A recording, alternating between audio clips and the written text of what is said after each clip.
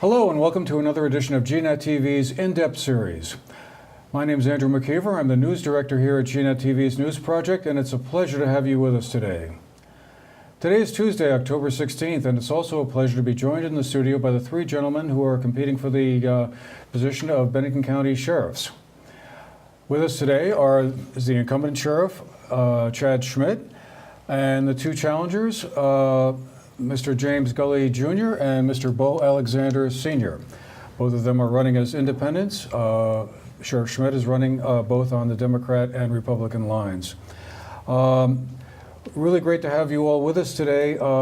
And for those of you who may not be totally familiar with all these gentlemen yet, Sheriff Schmidt has headed the Bennington County Sheriff's Department since 2009.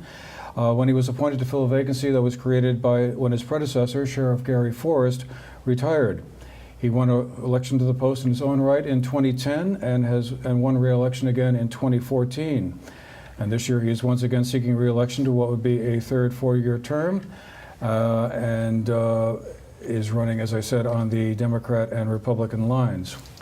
He is being challenged by two independents. Bo Alexander Sr. is a career law enforcement officer and currently a federal contractor for the Department of Homeland Security. Prior to that, he worked for the Department of Probation and Parole and also worked with our state's prison system for the Department of Corrections.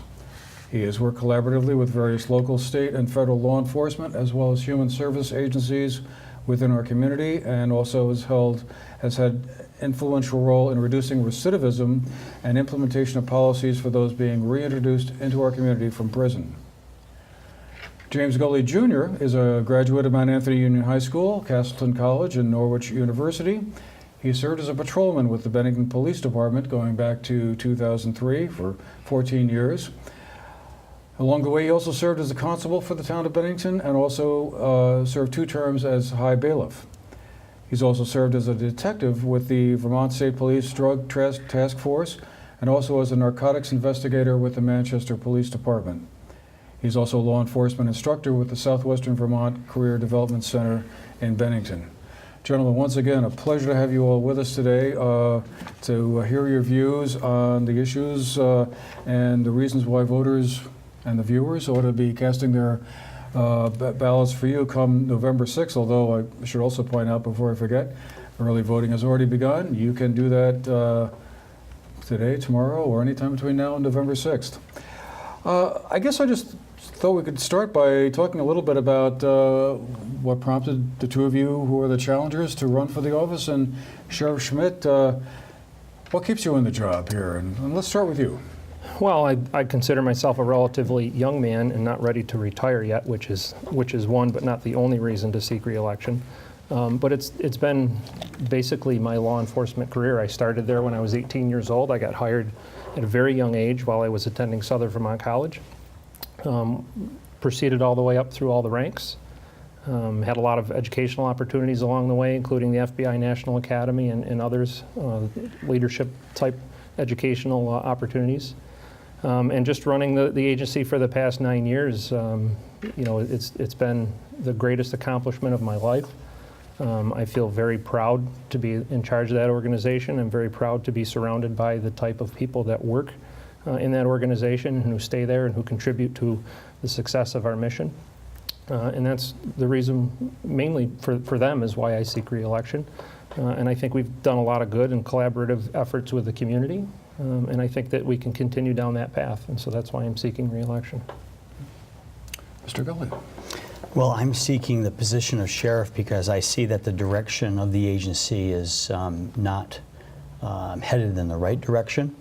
I feel, and I have experienced numerous circumstances where the Sheriff's Department is being looked upon as a business and a business alone. Now, I'm clearly evident that all entities, such as schools, such as law enforcement agencies, and/or public and private businesses, shall be run through a business model.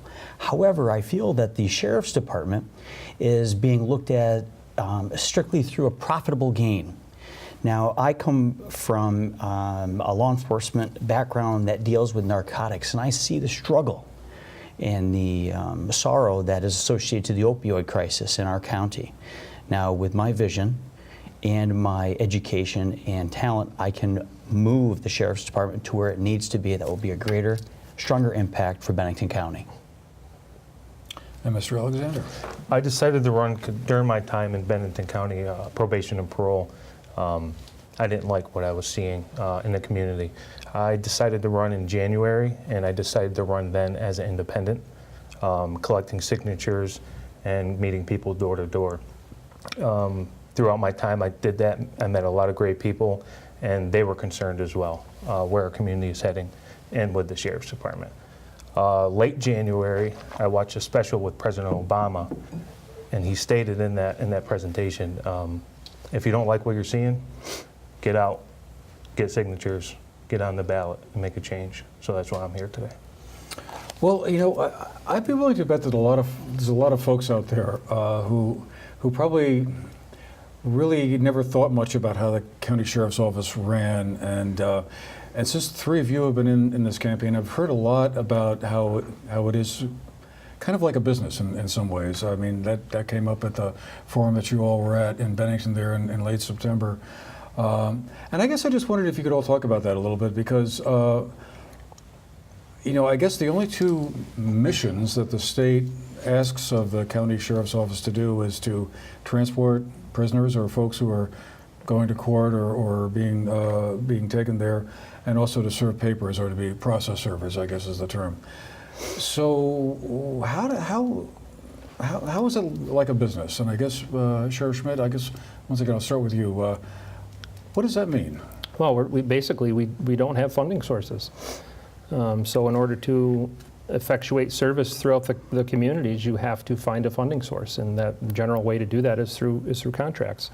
But the contracts help support the organization and support the main missions of the department, which is to serve papers and to transport prisoners. Without having the contracts, we wouldn't have enough money to subsidize those two things for the state.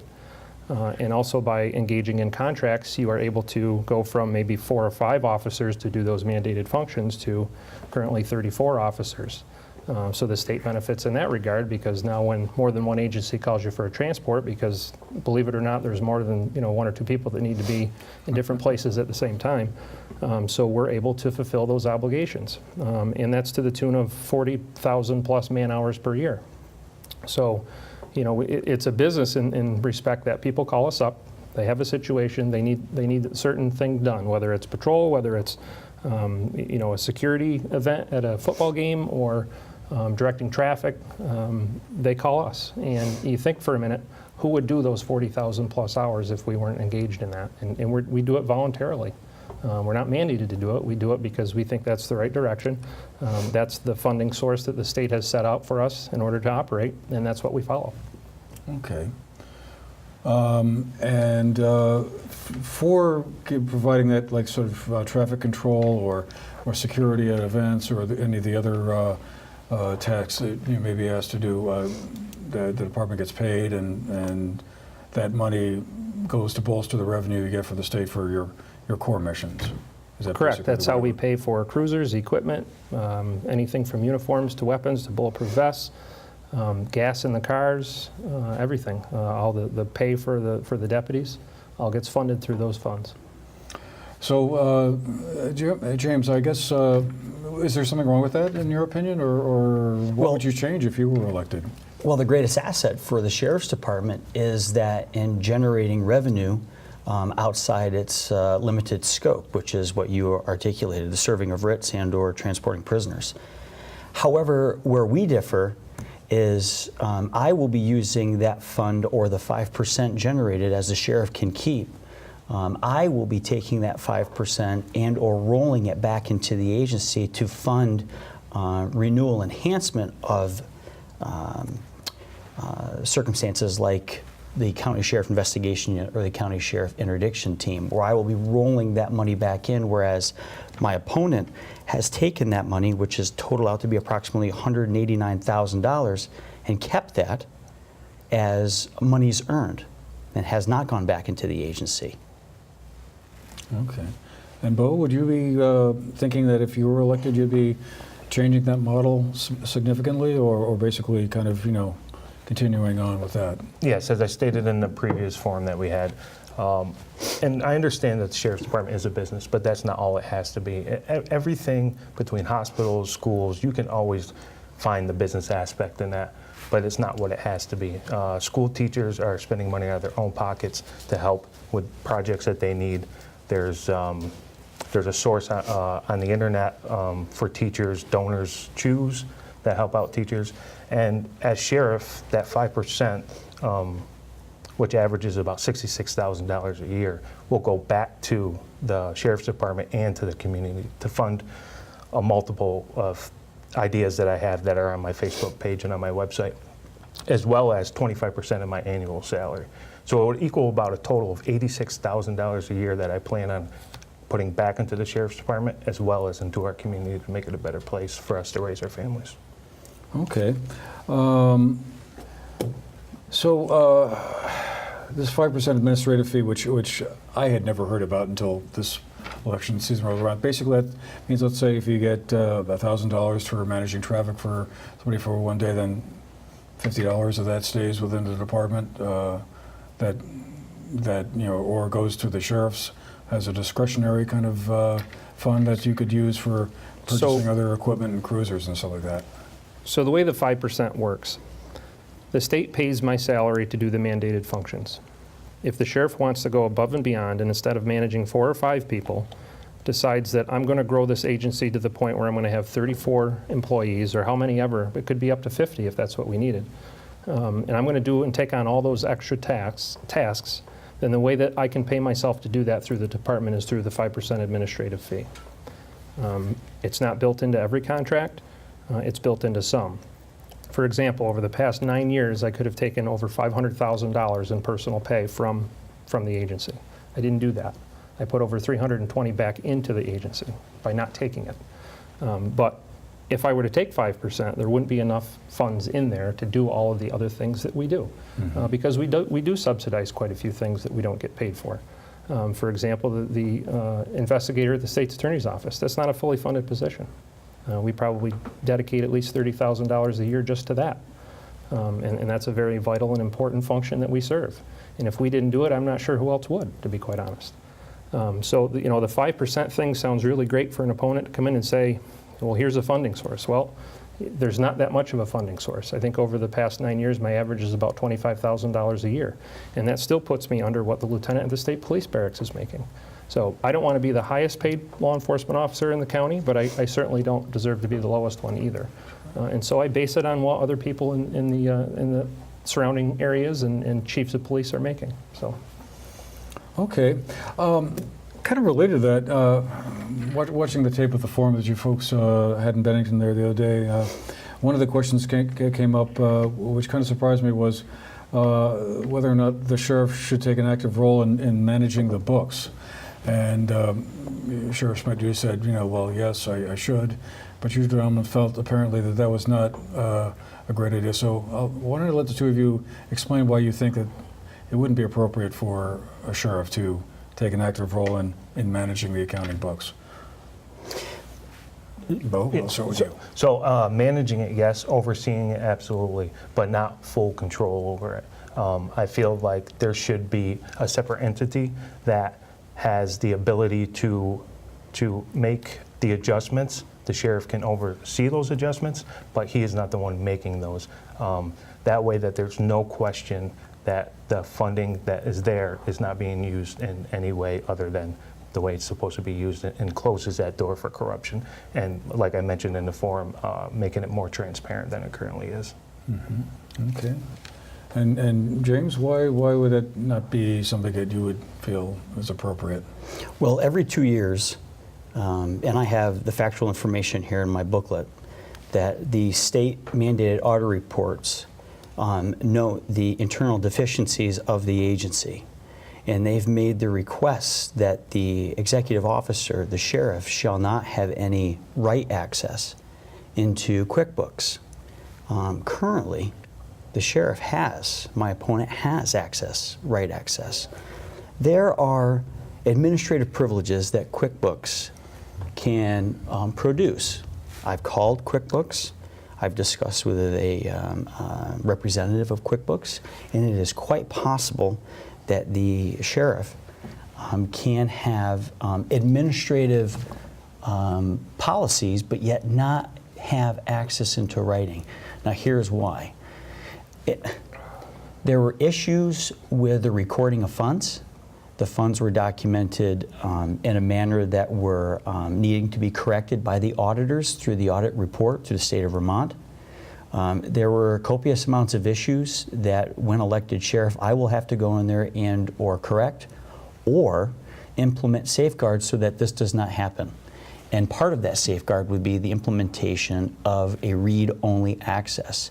You have to trust your employees that you work with. And that's why a lot of your larger organizations and or all organizations have a chief financial officer. That's why your director or your principal of a school, for instance, and or the chief of police does not have access to the books. Okay. But Sheriff Schmidt, I'm assuming you see it differently. So, I mean, he speaks of the audit, and the auditor's report said that they didn't think I should have access to QuickBooks. And so whenever you have an audit is designed to basically give you an overview of where your vulnerabilities exist. They bring the audit to you and say, here's where people could steal from you. Here's where things can go wrong. And one of the things was they didn't want me to be able to go in there and write and change things in QuickBooks. And so my response to that is, well, it's a small office. There are 3 of us that perform functions. So if one of them is out, in order to have the delegation of duties and separation of powers, if you will, within the office, somebody's got to fill in that other hole. We don't just shut down because somebody's out sick, or heaven forbid both of them are out sick.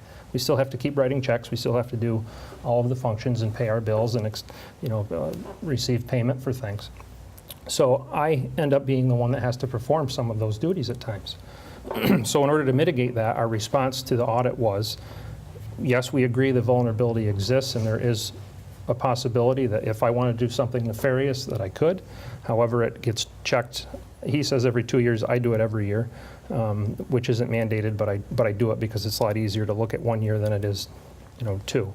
But in order to, what I will do is I'll let the outside auditor, every month I have somebody come in and reconcile my books. They look at the transactions, they look at QuickBooks, they look at receipts, they look at everything that we've done in the computer. And if she has questions, she'll ask. But if I make any entries into QuickBooks, then I will note that, I'll give the reason why, and then she will audit those and look and make sure that everything was done properly. And it's more because I don't do it every day that I'd probably make a mistake, obviously, then I would be doing something nefarious. We treat it like, this is, I've dedicated my life, my blood, sweat, and tears to this agency. I'm not going to steal money from my own agency. It'd be like stealing from myself, quite honestly, especially when I've already said I could have taken another $300,000 in the 5%, so why do I need to do anything nefarious in QuickBooks? So those issues are mitigated. Makes for a great soundbite when you're running against somebody, but there's no there. Okay. Did either of you wish to? If at any point you want to, comment and don't wait for me to be the traffic cop, no pun intended, for that. I guess I'm just wondering. Does the county sheriff's office, I'm sure, must collaborate with municipal police departments around the county, like in Manchester or Bennington and Winhall, as well as the state police. I guess I wondered if you could talk a little bit about the extent of that collaboration that goes on now, and when maybe in a perfect world, what would you like to see if maybe things could be structured a little bit differently? Well, when you say collaboration, I guess in what part of our functions do you mean? Because if you're talking just about that 5% of the pie that we do patrol work, is that the type of collaboration you mean? Or because we do engage in directing traffic for them, we engage in transporting their prisoners, serving civil process in their towns. So, but that's a different, I think, type of collaboration than you're speaking of. So I just want to make sure I understand the question. Well, yeah, I guess I'm thinking of the whole broad range of police work. I don't know if you'd ever get involved in like investigative stuff or other kind of, work, but do you feel like the collaboration you have going on right now between the three municipal police departments and the county is good? Yeah, and Could it be better? I'll tell you, know. I think I've used this analogy for a long time. We play well in the sand together here in Bennington County. There are other parts of the state where the agencies don't talk, they don't get along. It's like they're competing for territorial issues, and we don't really have that. We work very closely with all the agencies. The investigator at the state's attorney's office will many times take a Win Hall or a Manchester case and do the follow-up. So our investigator, even though the arrest was made in one of those other jurisdictions, will take and do follow-up witness statements, taking pictures of injuries as the bruises progress over time. The first picture that was taken might be just a red mark, and 2 days later it might be a bruise. So my investigator will go and do all that follow-up types of things. The drug take-back, we go around into all the other agencies and pick up their drugs that they've collected, and we transport it up to the Rutland Sheriff, who then transports it up to Lamoille County Sheriff. So we collaborate on those issues. Training, every training that we have, we open it up to other agencies. We've held a bunch of interdiction trainings in our office where we open it up to other agencies. So I think the collaboration is really well. Could it be better? I'm sure everything could be better. I'm not sure what types of resources we'd need to make that better. But I think all in all, we play very well in the sand together, and a proud relationship. I just got back from Orlando, Florida, to the International Association of Chiefs of Police Conference with Chief Doucette. We stayed in the same room together. So I think that's a pretty good collaborative relationship, if you will. So we spent 4 or 5 days, went to trainings down there, talked to vendors for new equipment and that sort of thing. So I think we do really well in this county. Mr. Gully? Well, we're talking extremely reactive in that sense. Now, being a narcotics investigator, working undercover, working with the Drug Task Force, and working with numerous treatment and recovery programs or entities within Bennington County, we need to improve. Because if we were as proficient and if we all played as well together in the sandbox, then we would not have this gripping heroin crisis that we have today. And what I will do when elected sheriff is that I will not only work hand in hand with my fellow law enforcement agencies, however, I will be taking the lead, so to say, and working collaboratively with entities such as Manchester or Vermont Fed Up, One Heartbeat, the collaborative, all of us working together in that common goal. And that common goal is to find health and prosperity for those who are struggling right now with addiction. And it's not about equipment, and it is not about just law enforcement, because that just law enforcement entity does not work. We need to break those silos, which I have been doing over the years in my position as a law enforcement officer in Bennington County, and we have to work together. And I have the skills and the desire to do so. Thank you.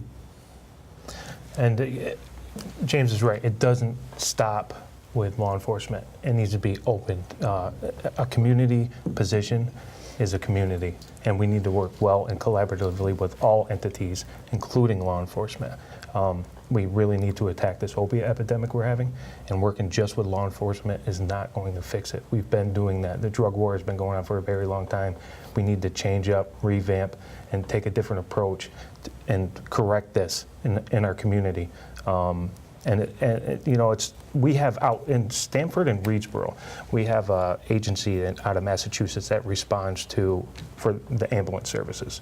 And those ambulance services, and I've talked to those guys, they don't speak with anybody in law enforcement throughout any time or any meetings, only during calls.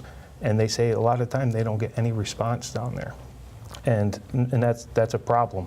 And so not just collaboratively within our community, but I've worked with people from Mass, law enforcement, other agencies, New Hampshire, New York, and that collaborative effort needs to happen as well. because sometimes it's not just an arrest that information gets to you, but a phone call from somebody that you know, or an incident that has happened where you can focus on what's going on and handle it before it happens here in our community. It sounds like what you're describing is something similar to what Project Vision is like in Rutland, which I've been reading a fair amount Well, that's about. clearly what I've been looking That at. you want yes. to bring together all the various entities. Is that kind of what you're driving at? Yes, and in speaking with Commander Prouty from Rutland City Police Department, I mean, even with this gripping overdose crisis, with the liability from immunity law, when somebody overdoses, which we have a lot of lately, and once EMTs or rescue arrives, once they issue Narcan, the individual, if they choose not to go to the hospital, they're allowed to walk away. What then? What happens after that? What I want to institute is an outreach. Have somebody who is a recovering recovering from addiction, and or other entities going out, reaching out, and or making the approach, because you have to be proactive. You have to actively seek out this issue and or help that person, because if we're going to wait for that person and or persons to come to us, that's why we're in the position where we are today.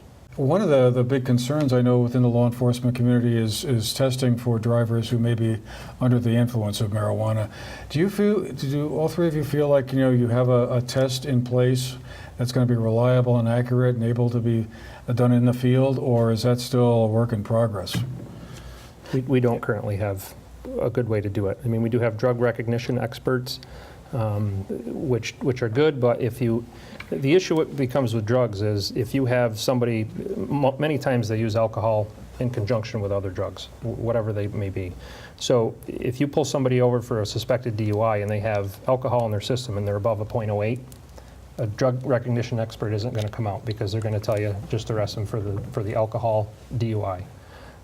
So I think we're underreporting the amount of drugged drivers that we have, simply because we don't have a test and we can't get the drug recognition expert out there to do it. There was legislation last year to get oral fluids testing passed. It didn't come out of committee. I know there's a push to continue that endeavor to try to get an oral fluid sample. Now, that's not going to be the end all, say all. You're not going to be able to put a number on it like we do with alcohol to say, okay, you're drunk because your drug test came back with this amount in your blood. But what it will do is give us a little bit more of a resource and a little bit more evidence to prove, with all of the officers' observations and everything else that happened on the scene, to prove that this person was under the influence of drugs and or alcohol. So that's a big push in legislature, but that needs to come from them, not from law enforcement. I mean, we do what we can with what we have, but the drug recognition expert program needs to expand as well. Many times there's only one or two in the county, and again, they won't come out if there's alcohol to a point where it's excessive. Do either of you anticipate this being I a big disagree. problem? We have a significant policy in place. We train law enforcement officers who I am very close with A-RIDE and DRE. Every time that I personally have investigated a circumstance where an individual is under the influence of an intoxicant, whether that be any kind of narcotic, stimulant, depressant, so on and so forth, every time I've reached out for a DRE, one has arrived. That's when the proper training and supervision of the Sheriff's Department will be able to integrate that policy and or procedures that the state has and does recognize into procedures which we are currently doing now. And with that being in place, we can effectively go out, seek out with the proactive measure of wanting to look for it, address it. I've often wondered, are there certain signs that you will look for as you're out patrolling on the roads for people who may be transporting drugs, or is there any kind of sort of set of indicators that you think, okay, this is a car I need to check out? Is it just strictly a case of somebody driving with a broken taillight or something like that gives you the thought that, I just better find out what's going on with this guy, or is it just erratic driving? Is there any sort of signs like that your folks are trained for that you know? Well, sure. I'd love to answer that question. So there are two different styles of, well, there's three different styles of law enforcement. Well, you have your community-oriented policing, you have your problem-oriented policing, and then you have your evidence-based coupled with intelligence-based policing. Now, when I work with, and I have worked with either Bennington or Manchester and or with the state police, you want to utilize intelligence. You're not going to just go out and randomly stop a car that's got, and hope that you have somebody trafficking a narcotic within that vehicle. You are using intelligence based upon informants, based upon a network of information within the community that will pinpoint that motor vehicle stop.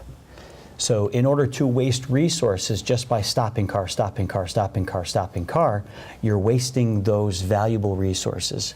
With the intelligence-based and or using an investigation unit coupled with an interdiction team, you can really, Andrew, go out and pound and find it and make a significant dent. That does not exist today. Do you think it would be a good idea if the money could be found that you would be able to greatly expand that level of patrolling, not just here in Sunderland, but in other communities where the state police, and I guess I'd love to hear kind of why it is the state police do some of the patrolling and the county police do others? Is it just a question of like kind of who got there first, or how does that work? So the Vermont State Police are your primary law enforcement agency if you don't have your own municipal agency. So when you dial 911, the call goes to them, and they are responsible for that initial response. We are not mandated to do any of those functions. We're not a primary law enforcement agency. But some towns feel that they want expanded patrols to deal with certain quality of life issues. And I'm going to tell you, we can sit here and talk about the opioid problem all we want, and that's, again, a great buzz line and a way to get people's heartstrings going. And I think we do have a problem just like everywhere else in the nation. I agree. But the calls that we're getting from towns that we patrol are about the car speeding at 6 o'clock in the morning in front of this one lady's house who continues to call the select board. And those are the issues and the priorities that they want dealt with. Now, they're paying our bill. So not only do we have to focus on the opioid problem and you know, arm our officers with Narcan and do all those sorts of things, but we also have to respond to the customer's needs and what they want. Because if we don't, then they're not going to hire us. We're not going to have 16 hours next year. We're going to have 5 or none. So we have to be responsive to the needs of the customers. And those are the types of things that they're calling us about. I have hundreds of emails from town managers and assistant town managers and people that, you know, that want to focus our patrolling efforts on what they feel are the problems and the issues in their town. Now, obviously, we give them input and say, you may want to dedicate some resources here. These are some of the other things that we're doing. These are the calls that the state police have sent us on. These are the types of fundraiser activities that we're doing in your community to support our Santa's Helpers program. And those are all good things. But again, we have to be responsive to the needs of our customers. And that's, you know, it's a business model. It really, truly is. When people call, we're responsive. Well, they're not customers, they're citizens. And I have a real problem with that.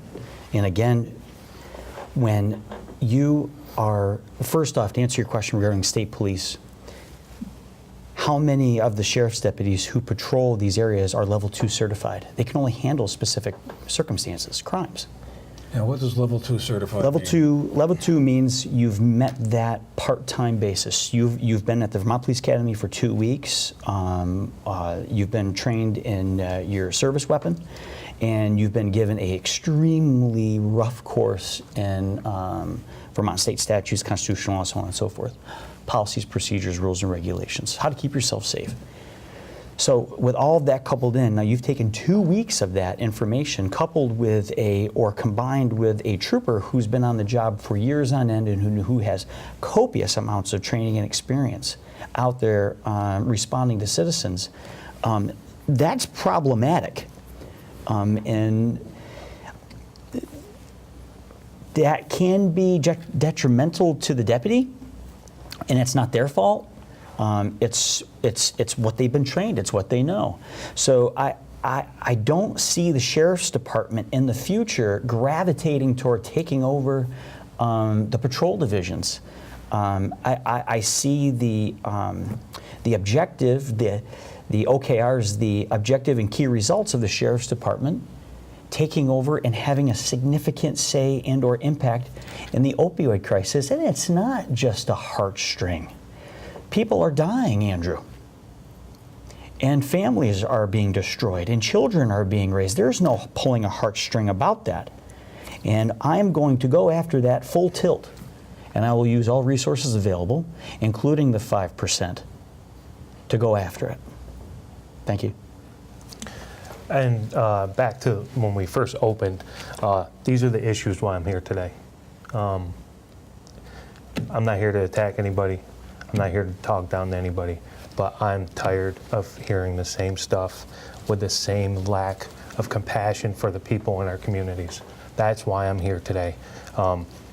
Through that, with the funding and my goals and my visions, I want to have substations in the more rural parts of Vermont, and more education, more training to get them to that level too, so they can handle calls and not have to wait for a full-time officer, state police officer, or full-time deputy to show up to handle a situation. I want them to be there for our community members. I want them to be there for other agencies that work in our community, well, DOC, ambulance services, crisis services at UCS. That's what I plan on doing, and that's why a lot of what my goal is, and if elected, is going to be to give back to the community. I'm interested in your background in the probation area and this prisoner recidivism reduction. I guess I'm sure you would be planning to bring a lot of that background to your work should you be elected to the sheriff's position. Is that a big problem? Do we have a lot of folks coming out of jail who then within a year or so are right back in jail because they just simply couldn't reconnect with Within a week, when I worked in the jail, as people were going out to probation and parole, or FSU, which is a furlough status that we have in Vermont, which are 7 different types, they would say, see you in a week, I'll be back. And as a booking officer in a jail, seeing somebody come out and as they're on their way out, say, I'll see you in a week, and then when they come back in, they have a smile on their face and they can't wait to get to a particular unit to hang out with their buddies. It's pretty depressing to see that in the community. Working for probation and parole, being in people's homes. I used to be on the other side of the fence with the opiate epidemic. I used to have different views, but when you're working with probation and parole and you're in homes, you realize fast that it is not just the individual that's affected. It's the family, the mothers, the fathers, sisters, brothers, kids, and their living conditions and everything that's going on in the community. And not just them, but the neighbors. And the guy who lives out in the middle of the woods, he's affected too in a roundabout way. One of the my biggest turnarounds with the opiate epidemic, I spoke with a father, and it was absolutely heartbreaking. He wished his son would just pass because he has hurt the family so much. Him and his wife has run them through the ringer up and down, and that opened my eyes. To hear a father say that about his son, that really opened my eyes on how big this problem is in our community. I find myself thinking that when it comes to the law enforcement side of this whole, very puzzling and complicated problem of opioid abuse, that wouldn't municipal police departments and the state police be sort of better equipped, for lack of a better term, to kind of work with, let's say, agencies like Turning Point in Bennington or other groups that are trying to, reverse the whole trend around this with the hospital and with other groups that maybe, have some stake in the game as well. I mean, what is it about the county sheriff operation or the county police operation that makes them sort of a good place to kind of launch, as you both have said, your concern about this whole problem, which is statewide, well, nationwide, really. I mean, you really see it as the most effective platform from which to? Oh, absolutely, and the reason for that is because when you were dealing with the state police in a municipality, they're that primary agency to respond for the call. So my experience in working for both Bennington Police Department and Manchester Police Department, let's just say you're sitting up and you're attempting to stop that particular car based upon that intelligence that's come in.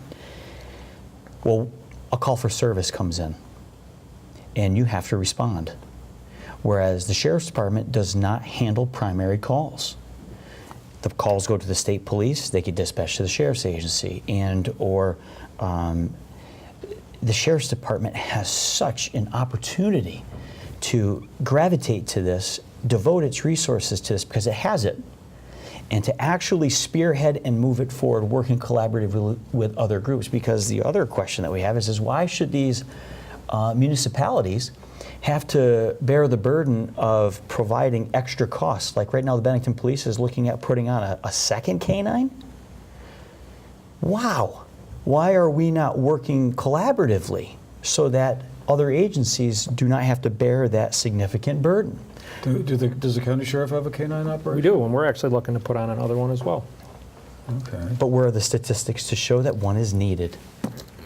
Those measurements do not exist. And a canine, I'm sorry, Andrew, but this is very near and dear and passionate to me. You cannot tackle this issue by throwing equipment at it. It takes a strong vision and a dedicated strategic plan from the top all the way to the bottom to tackle this. And that's not happening. And I will see that it gets done.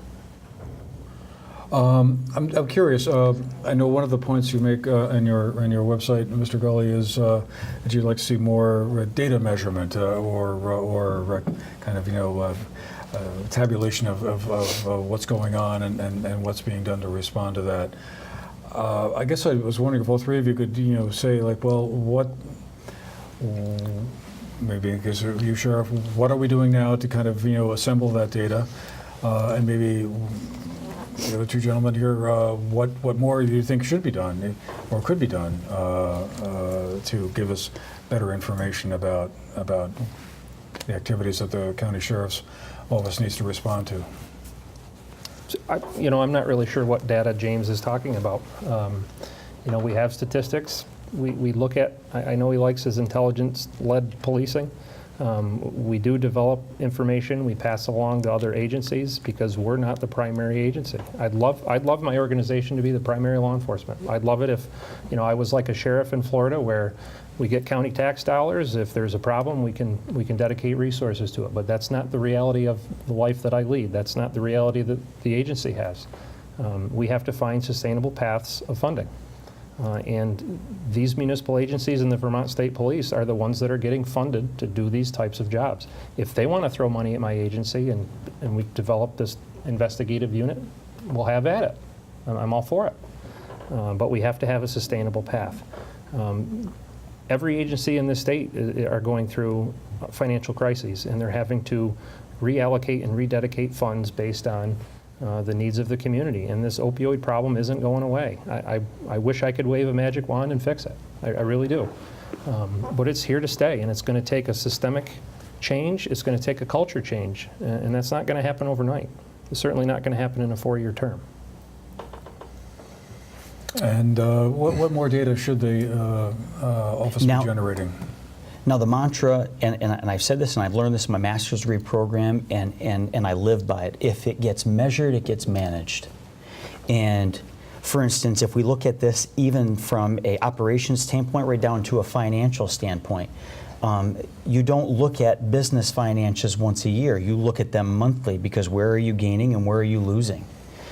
So those measurements in the Sheriff's Department do not exist. Right down to operational standards. Yes, the finances are there to provide this service.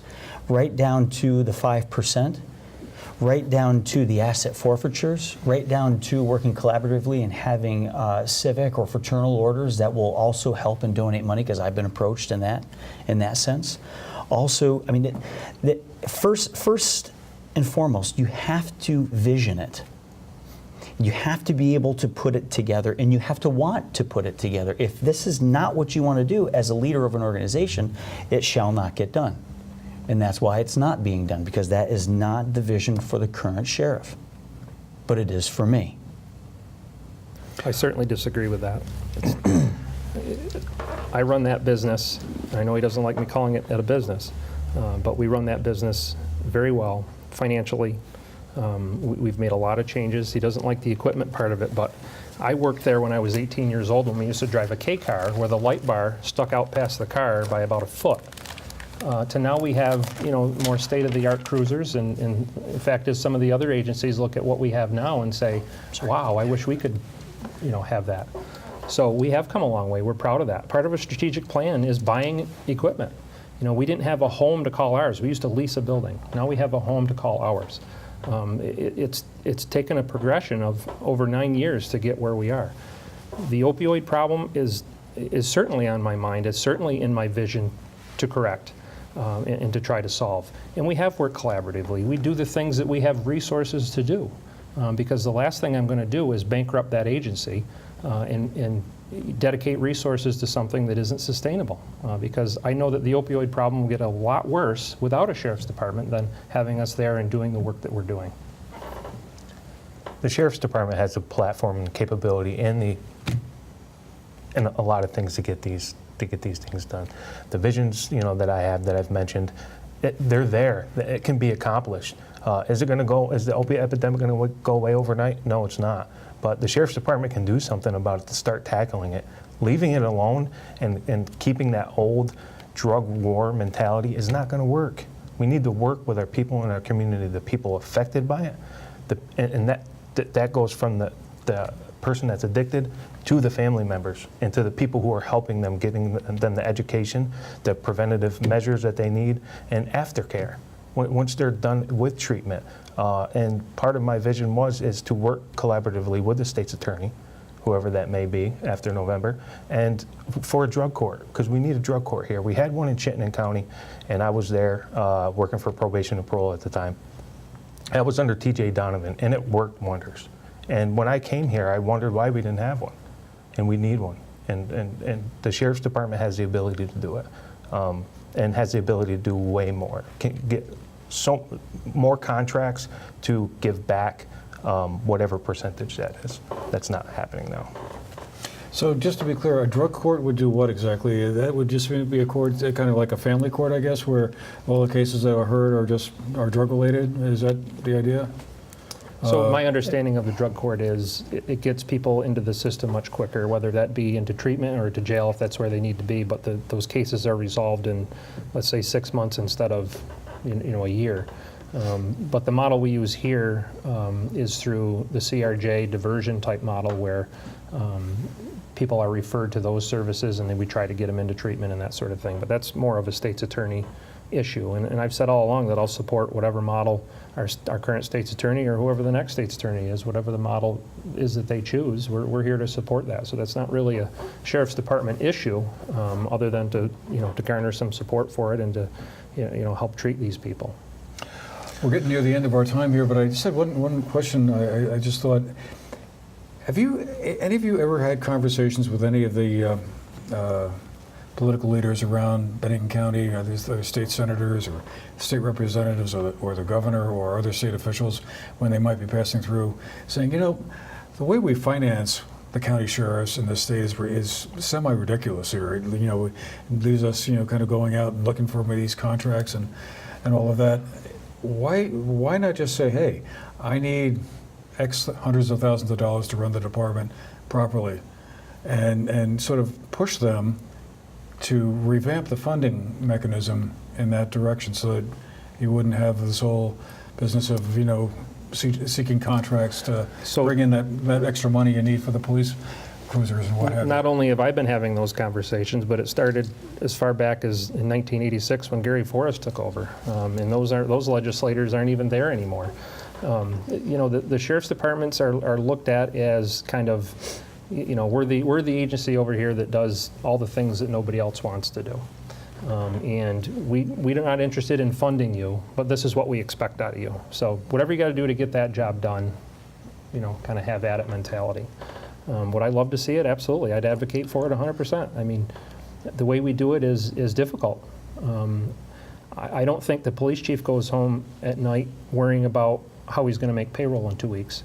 I don't think the police chief goes home at night worrying about, where am I going to get money to buy that car because this one just died. Those are all stresses of the job that people don't understand. It's not a traditional law enforcement agency. You know, I have $90-some thousand worth of insurance before I even set one deputy out at the beginning of the year that we have to pay. And on top of that, you know, you have car insurance, that's another $30,000. You have workman's comp that you're worried about, that's $33,000 a year. So, you know, before we even turn the key for an operation, we have to come up with $200,000 to fund it. And so it's a difficult way to operate a law enforcement agency, and I get that it's confusing to people. It's confusing to us. You know, why it was ever sort of thought that way, I have no idea. But that's, you know, that's the reality that we live in. Those are the conditions that we have to operate under, and I think we've done it pretty successfully. And I do feel that the Sheriff's Department, not every day people are thinking about it. And working up in Chittenden County, being up there, seeing the differences in our community, it's the same with Bennington. It's like we're out of sight, out of mind. We're not the forefront of Mount Pilger's mind. And that's another reason why I'm here. I want to be the voice. I want to have Bennington back on the map. I want them to have the same abilities, the same luxuries that Chittenden County has. Even towns like Stanford and Reedsboro or Peru, those places are like the forgotten towns of Bennington County.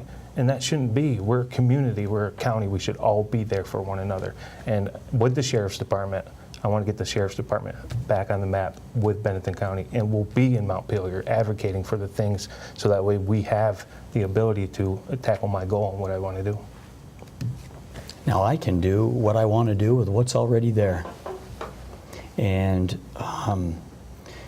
you know, people at home and us here, we keep hearing that the margins are so tight. The margins are tight. We can't do what we need to do. But the sheriff can take home $189,000 on top of his $70,000 plus $80,000 a year salary in approximately 8 years. Now, he says he's given $300,000 back. That's not so. He's just never taken it. Because when I wrote and I had a request sent, he's only declared 2% out of that 5%. So in 2010 to 2018, he's taken almost $200,000 home and applied it as his own generated income, not money turned back, gone into his pocketbook. So I can do what I need to do, and everything that I say I can do, I can do. And what I'm fighting is not the ability to get the job done. And I'm not fighting my ability through my education or my experience. My number one battle is I seem to be fighting just getting my name out there. Fighting that incumbency. And I know that because in law enforcement, your word is who you are. So in theory, I know that if I'm elected, which I hope I am, if I don't do what I say I can do, vote me out. Now, the sheriff has had 9 years to do what he says he can do. It's not happening. I will implement what I need to do, and what I mean by measurements is I will measure what is working, what is not, reassess, re-implement, and see where it goes. Now, I will have, and I will make those transparent, results by my short-term and long-term goal. I will be working on getting my team up and running, and I will have significant results by the end of my 3rd year. And it takes time, as Bo said, and as the sheriff has said, working narcotics and working the #1 objective in our communities right now, which is destroying us. It's narcotics. So in taking that time and or being effective at what you do, I can do exactly what I want to do and more with what is currently in place now. We have time, I think, for each of you to give one closing statement, if you'd like, about a minute or so apiece, if you'd like. Tell the viewers why you're the person that they should be endorsing come November 6th. Sheriff, Sure. we'll start with you. Andrew, first of all, thank you for setting this up, and to GNAT, or how do you say it, NAT or GNAT? GNAT. GNAT, okay. I certainly appreciate the opportunity. I've appreciated all of the opportunities I've been afforded through my career at the Sheriff's Office, and educationally and serving this community for the past 24 years in law enforcement and in the last 9 years as sheriff, we've come a long way.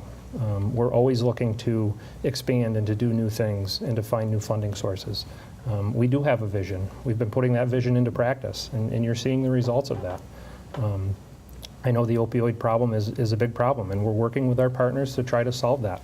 But to make my agency the clearinghouse for that is an unfair burden. And we need to get the state police and other municipal agencies involved more in that. And I'd love to partner with them and do what we can do. And I think we've proven that we can partner with other agencies. We've been doing it for as long as I've been there, even before I took over. The agency has transformed over the last 9 years, not only from the cruisers that we drive, the color scheme, the uniforms. I mean, those are all progress on our ability to become more professional. If you look on our Facebook page, all the time you're seeing the good community involvement that we're doing, the community policing. The deputies that are putting smiles on people's faces when we pull cars over and give people presents for Christmas instead of tickets. I think that's a good community engagement. So I look forward to serving again for the next 4 years as sheriff. I think we've done a good job together as a team. I'm not going to take all the credit for it because I have a very good group of people working under me. They're the people out there doing the job. I'm just kind of steering the ship, and I think that they're doing a really good job. So I look forward to serving again, and I look forward to everyone's vote on November 6th. All right.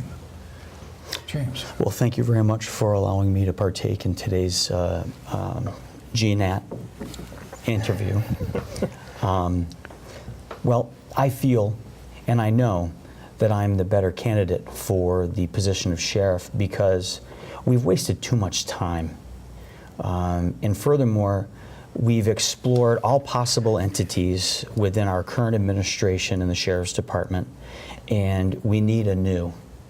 And the reason why we need a new is because we have new dilemmas.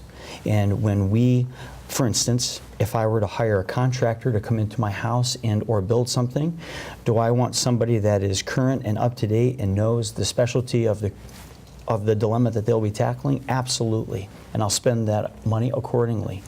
Whereas now, I wouldn't hire somebody who is outdated and or unknown or does not have the expertise to tackle the current dilemma that is plaguing our communities today.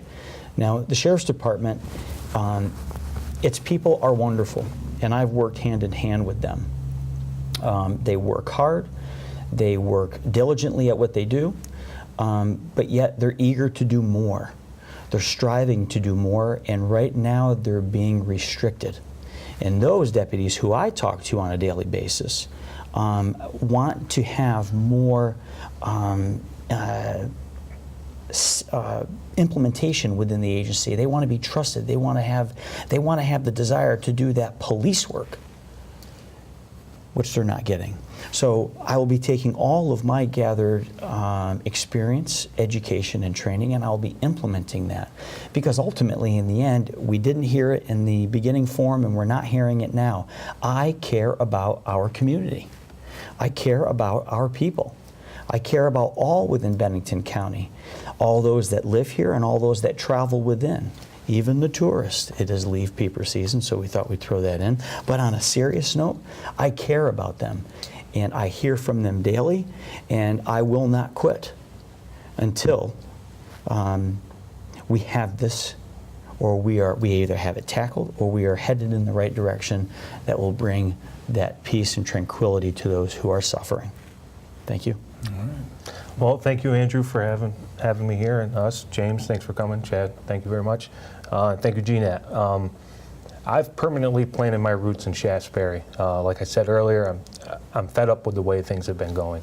I'm here. I took the task to get out, get signatures, talk to people, and I hear it every day.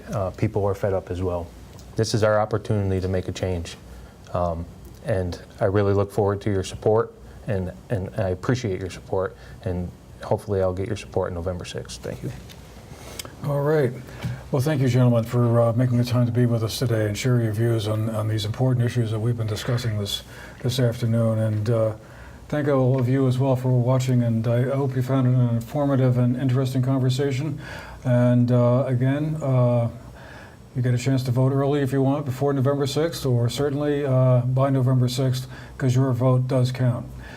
This has been the GNAT-TV News Project's in-depth series. Hope you've enjoyed the show, and we'll see you again the next time. Have a great day.